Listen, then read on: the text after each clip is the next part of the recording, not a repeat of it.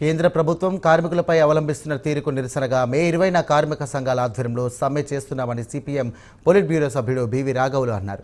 ఇక ఖమ్మం నగరంలో CPM senior నాయకుడు కామ్రేడ్ ఎర్ర శ్రీకాంత్ సంస్కరణ సభలో ఆయన పాల్గొన్నారు. ఈ సభలో బివి రాఘవులు, తమ్మినేరు వీరభద్రం, జాన్ విస్లీ, సిపిఎం కేంద్ర రాష్ట్ర జిల్లా నాయకులు పాల్గొన్నారు. మే 20వ తేదీన జరిగేటువంటి సమ్మెలో అందరూ పాల్గొని విజయవంతం చేయాలని సందర్భంగా వారు పిలుపునిచ్చారు.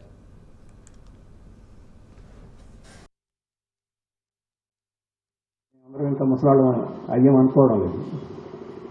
మరి మాకన్నా ముందే ఒకతోటి కామ్రేడ్, చురుకైన కామ్రేడ్, ప్రజలకు ఇంకా ఎంతో సేవలను అందించగలిగే అవకాశం, వయసు, ఆ తపన ఉన్న కామ్రేడ్ మన మధ్య లేకపోవడం అనేది చాలా విచారకరమైన విషయం, చాలా తీవ్రమైన లోటు.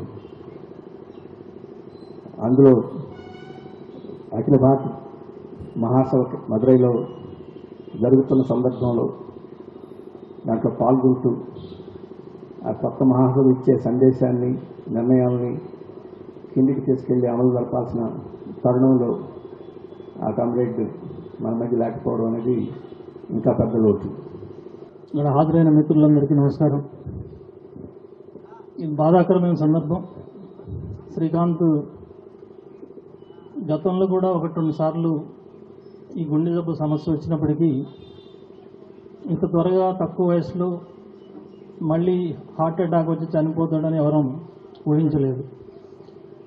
ప్రత్యేకించి మదురై మహాసభలో అందరం కలిసి ఉన్నప్పుడు ఆయన ఉన్న హుషారు కానీ, అక్కడ కనబరిచిన ఉత్సాహం కానీ, మాటలు కానీ ఇవన్నీ చూస్తే ఆ 1-2 రోజుల్లో